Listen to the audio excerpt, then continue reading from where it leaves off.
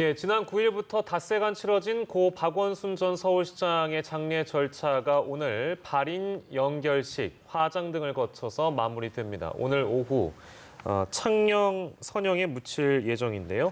고 박원순 시장 사망에 대한 애도 행렬과 함께 성추문 의혹에 대한 논란도 계속되고 있는 상황입니다. 네, 박원순 서울시장과 함께 고 백선엽 장군의 장례 절차에 대해서도 의견이 극명히 갈리면서 치열한 공방전이 벌어지고 있는데요.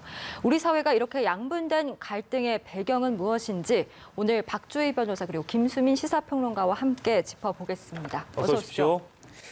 예, 저희가 들어오시기 전에 오늘 예정돼 있는 이 고소인 측의 기자회견이 현재 열리고 있는 상황인데 네. 이 내용은 저희가 정리해서 조금 뒤에 정리를 해드릴 거고요. 먼저 오늘 연결식 분위기를 좀 정리를 하고 본격적인 얘기로 나아가 보도록 하겠습니다. 오늘 오전에 온라인 연결식이 됐는데요. 소박하다는 평가도 뒤따르고 있고요. 김수민 평론가께서는 어떻게 좀 보셨는지요? 네, 온라인으로 치러지다 보니까 오프라인에서는 한 100여 명 정도 참석을 한 가운데 비가 내리는 가운데 연결식 8시 30분부터 시작이 됐습니다. 예. 온라인에서는 뭐 서울시 유튜브에서는 한 10,000명 넘는 그런 인원이 또 지켜봤다고 하고요. 좀 이례적으로 현직 국회의원인 고민정 의원이 연결식 사회를 보기도 했습니다. 이날 좀 눈에 띄는 원로 인사들은 아무래도 당대표인 이해찬 대표가 있었고요. 그리고 뭐 박원순 시장이라든지 이쪽 또래의 정치인이나 시민운동가들한테 스승에 해당하는 네. 백낙청 서울대 명예교수도 참가를 해서 지금은 애도와 추모의 시간이다라고 밝혔습니다. 그리고 이제 유가족 대표로는 딸인 예. 박다인 씨가 나와서 다시 시민이 시장이다, 그러니까 시민이 시장이다라고 했던 고인의 주요 슬로건을 다시 한번 상기시키는 그런 추모사가 있었고요. 그리고 네. 나서 이제 서울 추모공원을 거쳐서 경남 창녕 고인의 고향으로 예. 네, 그렇게 안장이 될 예정입니다. 네, 화장한 뒤에 부모님 산소에 뿌려달라라는 이 고인의 마지막 뜻에 따라서 말씀해주신 것처럼 고향에 이제 고 박원순 시장이 영면에 들어가게 됐는데 이제 장례 절차는 마무리가 됐지만 성추문 의혹에 대한 논란 계속되고 있습니다. 지금 이제 2시를 기해서 고소한 피해 호소인 측의 기자회견도 지금 열리고 있는 상황인데 일단 성추행 의혹과 관련된 수사는 박원순 시장이 사망하면서 종결이 된 상태고 그럼에도 불구하고 사망 경위에 대한 수사는 진행 중이거든요. 앞으로 조사 좀 어떻게 이루어집니까? 네, 맞습니다. 박 전 시장이 이제 사망을 하면서 이 성추행 이 고소 사건 같은 경우는 공소권 없음으로 이제 처리가 되고요. 나머지는 이제 구체적인 사망의 경위가 밝혀지지 않았기 때문에 이제 그 부분에 대해서 밝혀져야 되는데 다만 이렇게 사망의 그 경위에 대해서 의심이 있는 시신, 그러니까 이런 걸 또 소위 변사체라고 말을 하는데 변사체가 이제 발견이 됐을 때는 사실은 그 경찰에서는 육안으로 이 타살의 혐의가 있는지 없는지 정도만 판단을 합니다. 그래서 예. 뭐 타살의 혐의가 있으면 수사를 진행을 하지만 그런 혐의가 없는 경우는 유족에게 인도받도록 이제 검사의 지휘를 받는데요. 예. 근데 지금 박 전 시장 같은 경우는 지금 유언장도 지금 남겨져 있는 상황이고 타살이라고 보기에는 좀 어려운 상황이라서 그렇게 해서 유족에게 그 시신이 인도가 돼서 이렇게 장례까지 처리가 된 상황입니다. 그래서 예. 지금 상황에서는 여기서는 아마 내사 종결로 아마 끝날 것 같고 추가적으로 여기서 뭐 성범죄와 관련된 수사가 진행된다든지 구체적으로 어떻게 사망을 했는지 이런 구체적인 경위까지는 사실은 밝히기는 좀 어려운 상황입니다. 예. 절차상 그러니까 법적으로는 지금 아까 말씀드린 대로 이제 그런 결론이 어느 정도 난 상황에서 오늘 2시에 지금 고소인 측의 기자회견 내용이 지금 하단 자막으로 여러분들께 나가고 있습니다. 보여드리는 대로인데요. 잠깐만 정리를 하고 가도록 하겠습니다. 박원순 고소인 측의 주장에 의하면 이렇습니다. 위력에 의한 성추행이 4년간 지속이 되었다. 업무 시간 외에도 전형적인 위력 피해가 발생했다고 주장을 하고 있는 그런 상황이고요. 그리고 음란한 문자 발송 등 수위가 점점 심각해졌다는 주장이 있었습니다. 네. 그리고 이와 관련해서 부서 변경을 요청했으나 시장이, 그러니까 박 시장을 얘기하는 것 같습니다. 박 시장의 이 승인이 없었기 때문에 그것도 당시에는 불가했다라는 얘기고요. 이것은 전형적인 직장 성추행이다. 본인 스스로가 멈추지 않았다 정도로 일단 정리해드리고 현장에서는 지금 기자회견이 계속되고 있습니다만 일단 골자만 요약을 해드리면 이 정도 내용이 될 것 같습니다. 어떻게 좀 봐야 될까요? 김수희 평론가님 어떻게 보셨습니까? 네, 지금 나오고 있는 내용은 일단 그동안에 뭐 주장되어 왔었던 예. 그 피해 사실에 대해서 다시 한번 각인을 시켜주었다라고 하는 것이고 현재 이제 뭐 여성 단체라든지 이쪽에서도 후견인으로 또 지원인으로 함께하고 있다라고 하는 것이 이번 기자회견에서 또 드러난 것이겠죠. 네. 예, 그런 만큼 이제 글쎄요, 뭐 법적으로 이제 고인이 당사자가 고인이 되었기 때문에 어느 정도 진행할 수 있을지는 좀 미지수긴 하지만 어쨌든 예. 이 논란은 계속될 것이다. 그리고 예. 피해 호소인 측에서도 피해 주장에 대해서 굽힘 없이 계속 앞으로 주장을 할 것이다라는 것이 이번 기자회견에서 보여지는 바가 되겠습니다. 예, 그렇군요. 지금 저희가 영상과 함께 현장에서 있었던 기자회견 영상과 함께 내용들을 전달을 해드리려고 하는데요. 지금 영상이 준비됐습니까? 예, 아직은 아닌 것 네. 같군요.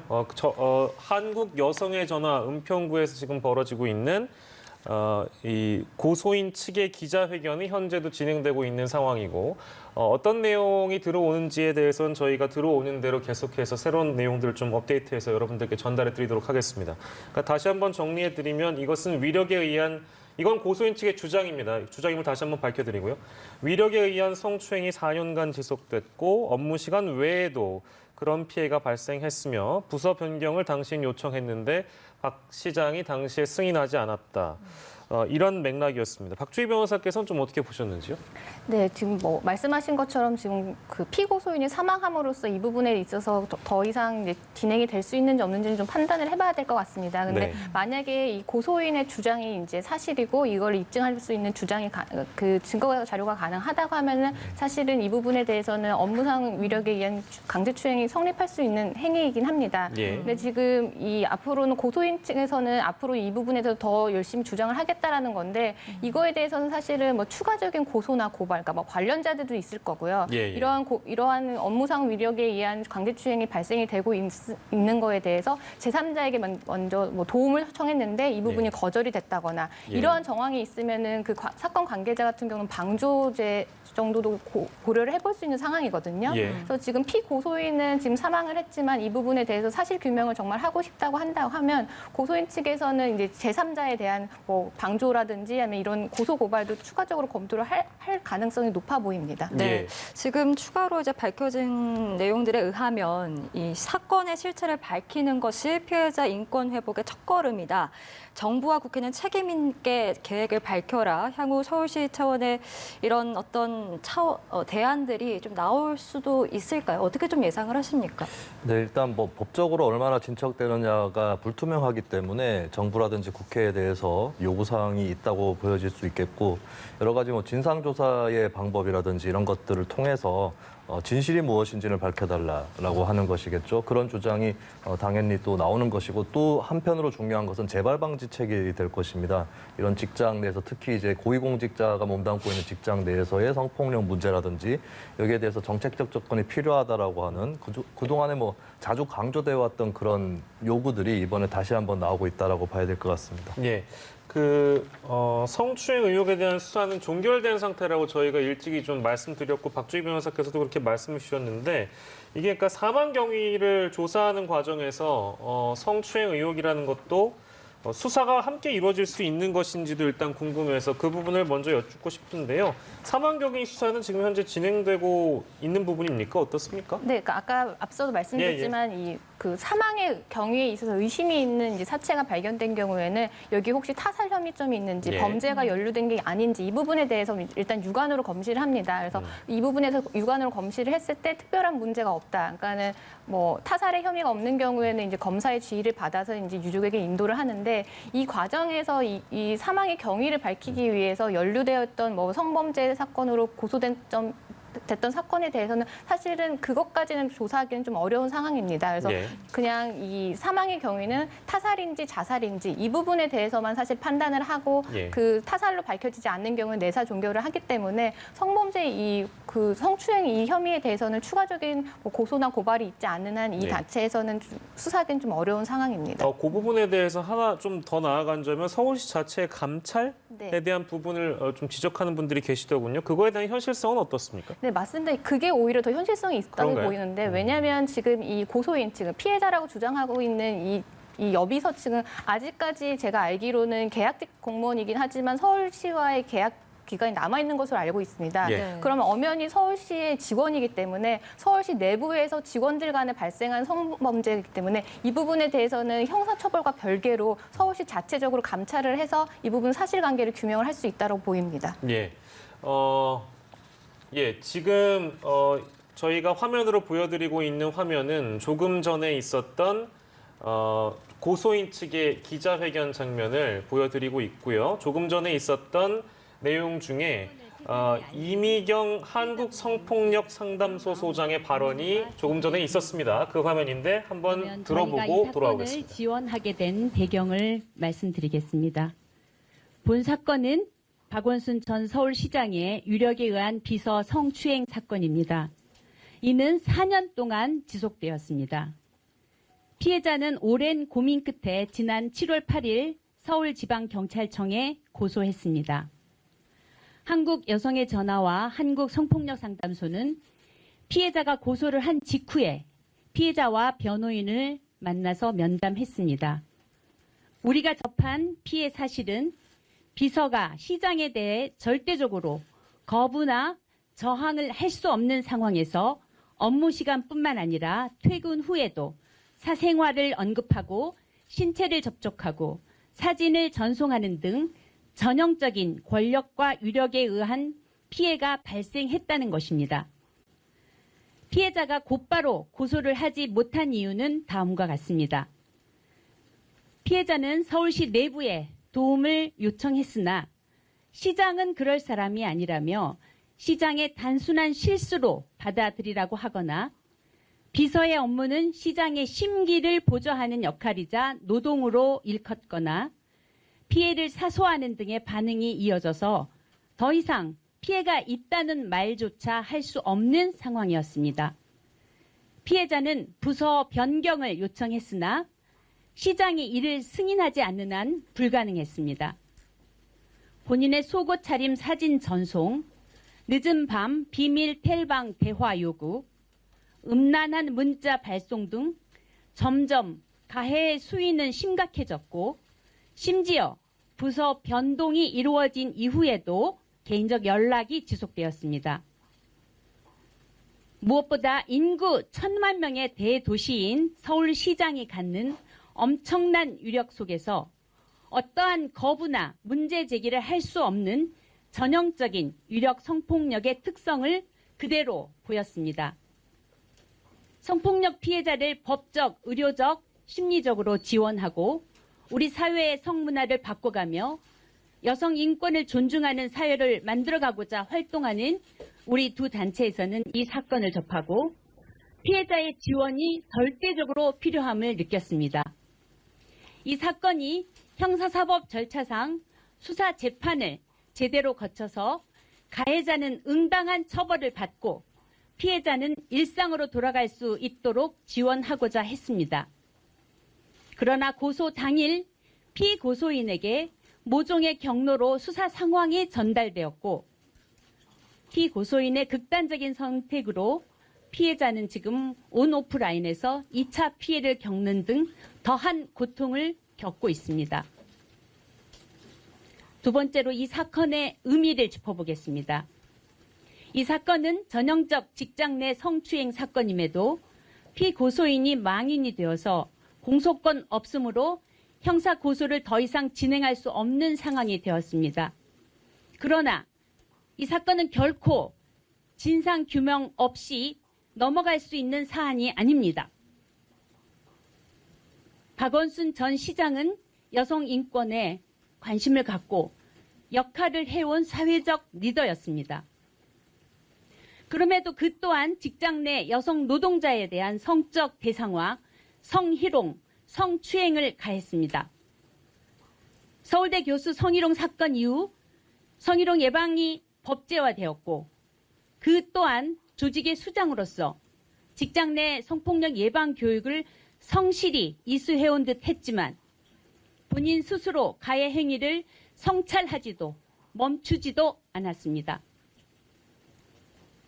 더욱이 미투 운동, 안희정 전 충남도지사, 오고돈 전 부산시장 사건에 대해서 가장 가까이에서 경각심을 가져야 하는 위치에 있었음에도 불구하고 그 사안이 누구보다 자신에게 해당된다는 점을 깨닫고 피해자에게 사과하고 멈추는 선택을 하지 않았습니다.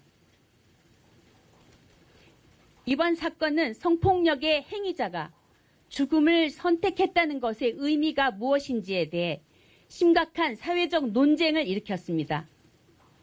만약에 죽음을 선택한 것이 피해자에 대한 사죄의 뜻이기도 했다면 어떠한 형태로라도 피해자에게 성폭력에 대해서 사과와 책임을 진다는 뜻을 전했어야 할 것입니다.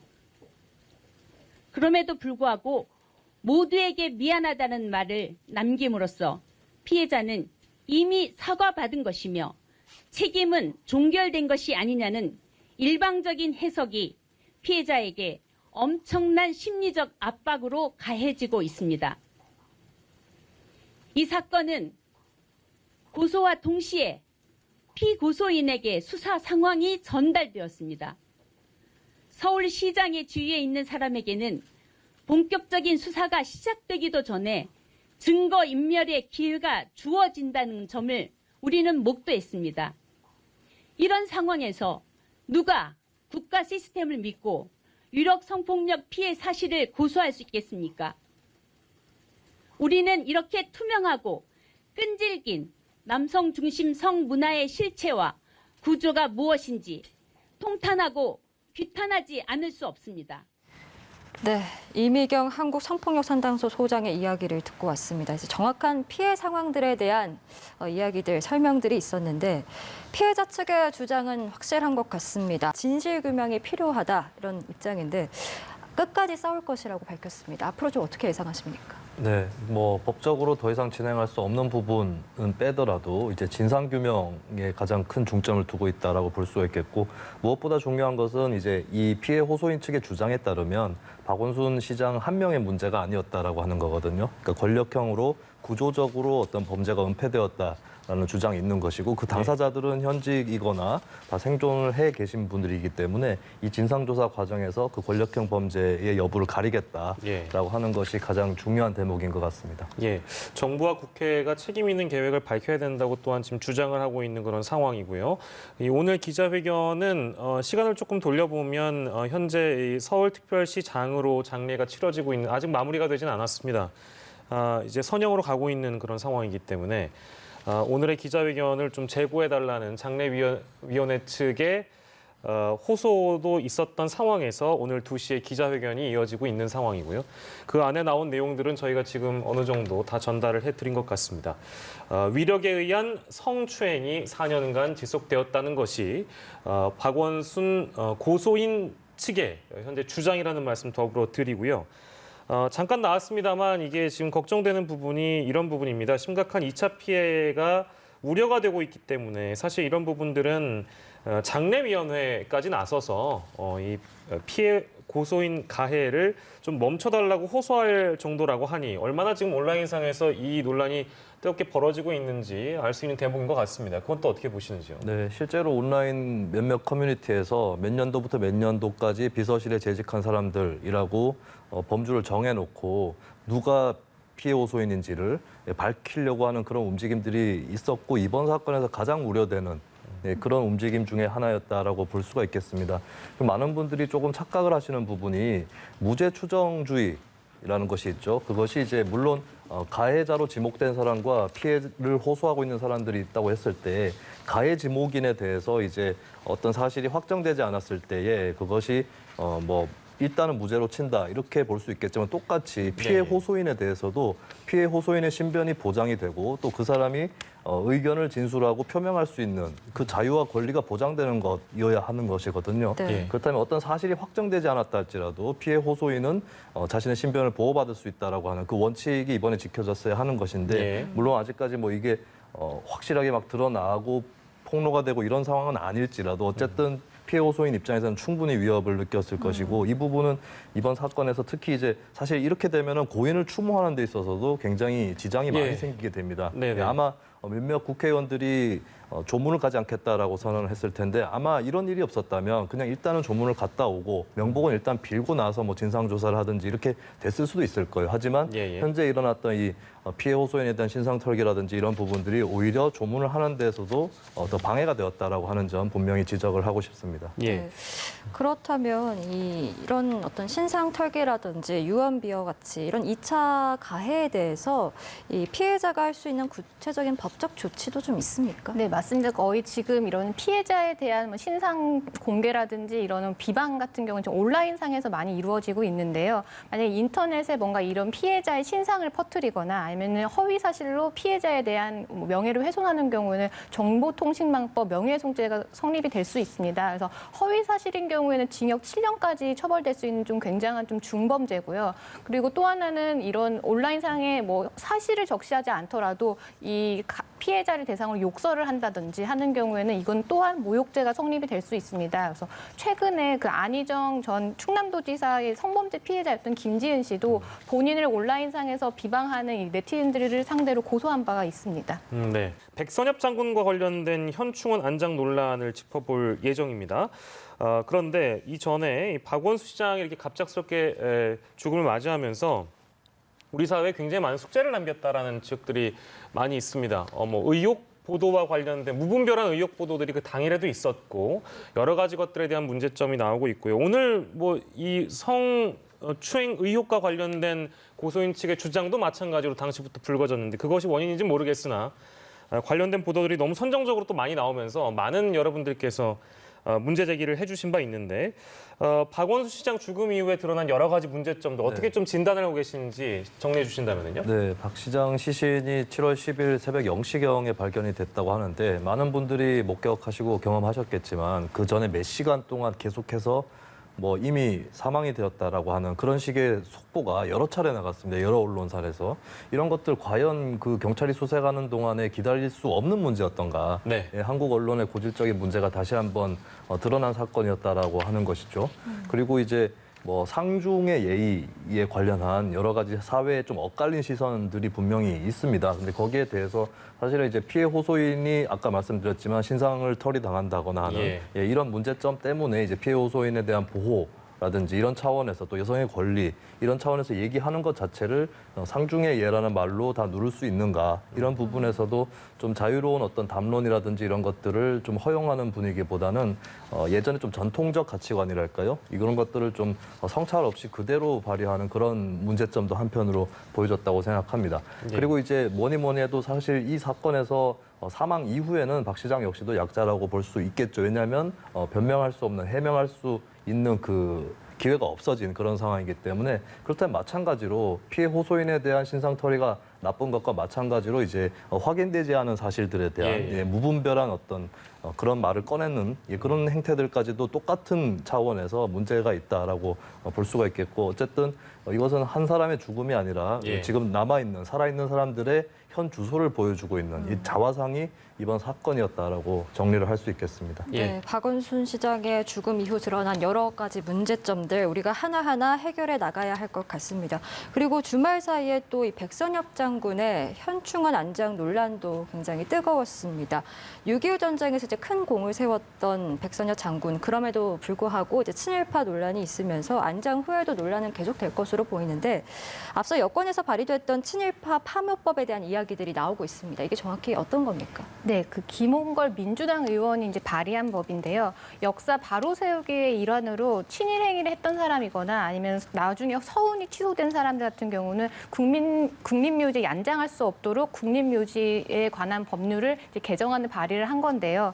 만약에 이 개정안대로 먼저 통과가 된다고 하면 지금 모든 사람이 사실 공과 과가 다 섞여 있는데 이제 공을 더 중시할 것이냐, 이제 과를 더 중시할 것이냐 이런 가치 판단이 좀 필요한 문제긴 한데 만약에 고 백선엽 장군도 이제 과가 있기 때문에 이 법에 따르면은 이 고 백선엽 장군도 지금 현충원에 안장은 되었지만 나중에 이장이 되어야 되는 거 아니냐 이러한 논란이 지금 나오고 있는 겁니다. 이것도 이제 첨예한 갈등을 빚는 이슈 중에 하나이기 때문에 실제 이 현충원에 안장이 된다고 하더라도 이 법이 통과가 되면 대상이 될 수 있다. 이렇게 되면 굉장히 파장이 커질 수도 있잖아요. 어떻게 좀 보십니까? 네, 이게 조금 미묘한 부분이 백선엽 장군 같은 경우는 다른 친일 행위자를 보는 국민의 시선하고는 조금 다른 부분이 있을 수밖에 없습니다. 그러니까 뭐 몇몇 여론조사를 보면 친일 행위자의 이장이라든지 이쪽에 대해서 좀 국민 다수 여론이 조금 더 우호적인 찬성하는 쪽으로 기울어져 있는 그런 것들을 확인할 수 있는데 백선엽 장군에 대해서는 뭐 그런 여론조사 실시된 건 저는 못 봤거든요.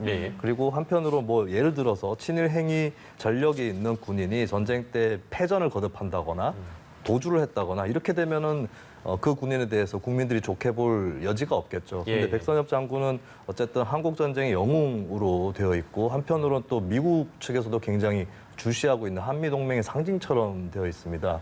그래서 과연 이 법이 저는 이제 시행됐을 경우를 예상하기보다는 아무래도 좀 통과되기 어렵게 되지 않았을까. 만약에 백선엽 장군이 사망하기 전에 이 법이 통과가 됐었더라면 안장 자체를 막을 수 있었겠죠. 하지만 이미 사망을 했고 더군다나 민주당 지도부에서도 뭐 조문 의사라든지 애도의 의사를 밝혔었고 청와대 노영민 비서실장 같은 경우도 이제 친히 조문을 했었거든요.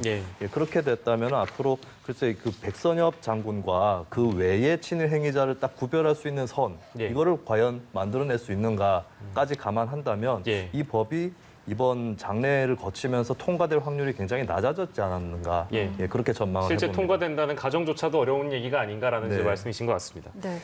최근에는 이 박원순 그리고 백선엽 두 고인에 대해서 조문 공방에 이어서 이 서울 도심 광장이 좀 둘로 쪼개지는 모양새를 좀 보이고 있다는 말까지 나오고 있습니다. 그 광화문 사거리를 사이에 두고 이제 북쪽은 백선엽 장군의 그 분향소가 그리고 남측으로는 박원순 시장의 분향소가 이제 마치 대치를 이루는 모습인데 조문을 두고 양분된 갈등에 대해서는 좀 우리가 무엇이 문제다라고 봐야 됩니까?